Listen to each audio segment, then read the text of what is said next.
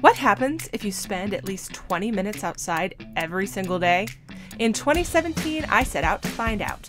Welcome to the Humans Outside Weekly Diary, where I tell you my own lessons from a life spent outside. What did I do and learn while going outside this week? That and this week's Real Outdoor Hero, up next. What happens if you unplug over your outdoor time for a full week? I've told you before about how bad I am at unplugging anywhere, inside, outside, in nature, sitting in my hot tub, whatever. My brain goes a million miles an hour and I'm always planning or thinking about something. Even vacations are dangerous for me because I start them as a perfectly normal person and end them as someone sending applications to new degree programs or, case in point, starting a podcast. I am a person in motion. I always want to feel like I'm producing something new. And a lot of that comes back to being plugged in, feeding into and hearing from the rest of the world via my devices. But I haven't always been this way, I don't think. I was born before people plugged in when they left their homes or jobs. The idea of having a phone in your pocket was a wild thing.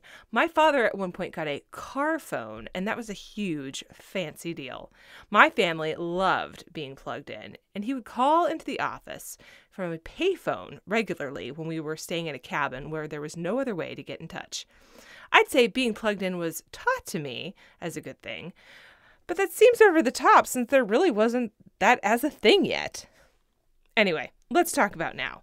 Even though I have an at least 20 minutes a day outdoor habit, I still stay pretty plugged in, especially in the summer when I'm spending time outside just on my porch or around a campfire.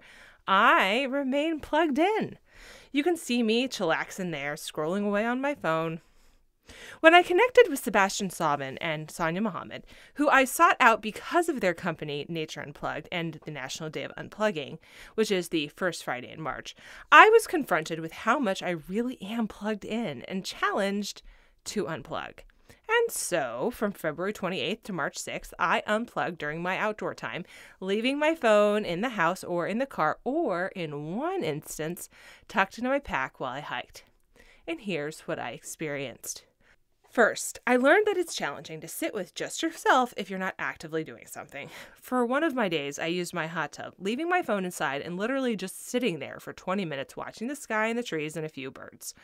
I worried first that I could be doing something useful right then reminded myself that it was useful to just be. I also was afraid I'd be a little bored, and after a few minutes, though, I settled into a space where I really was just enjoying looking around and being still. I was kind of sad when the 20 minutes ended. I learned that when you leave behind all of the distractions, it's downright wonderful to just be present with the people you're with. Because I left behind my phone completely, I didn't whip it out to take photos or anything. Even that action, then tucking it back in my pocket, is a distraction, it turns out, from the moment of conversation.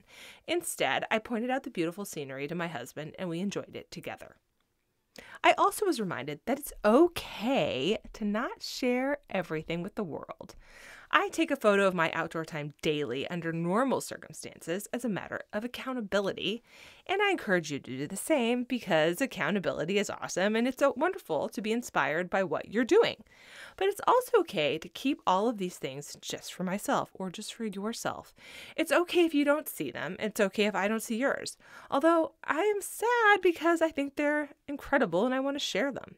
It's okay that I'm the only one who gets to know that that tree looked just so in a magical way, covered with snow like a scene from Narnia, as the light crept in just to the side. Over the last few days, we've experienced here in Alaska what we like to call first spring. As my friend Rachel pointed out, no one loves the sun like an Alaskan in March.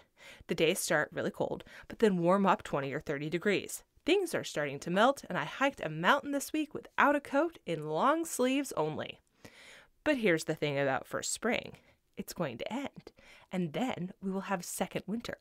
That will last for several days and be really cold with more snow than we'd prefer. After second winter, we will have what I like to call the spring of deception. It will be longer, and you will be tempted to wash all of your warmest gloves and coats. Do not do that, because then we will have third winter, which will be just long enough to make you wish those things were not packed away yet. Finally, after third winter, actual spring will arrive. But it doesn't matter, because spring and all of its fake outs is glorious, and I'm loving every second of it. If you live somewhere with changing weather where it's not quite warm but also not really cold anymore, you might be looking for some mid-weather things. One of my favorite pieces of gear is the Brooks Lightweight Dash running gloves. I wear these both as mitten liners and my only glove when doing outdoor adventures. They wick sweat away, and they help my hands stay warm even when things aren't cold enough out for a mittens but too cold for bare hands. They're a favorite piece of gear and my outdoor hero for this week. Even though we're done with our unplugging challenge, I'm going to be more intentional going forward about leaving my phone in my pocket or in the house when I'm outside. Even if that means fewer great pictures of every single thing. But those that I do post, and there will still be at least one a day, will be over on Humans Outside on Facebook and Instagram. Until next time, I'll see you out there.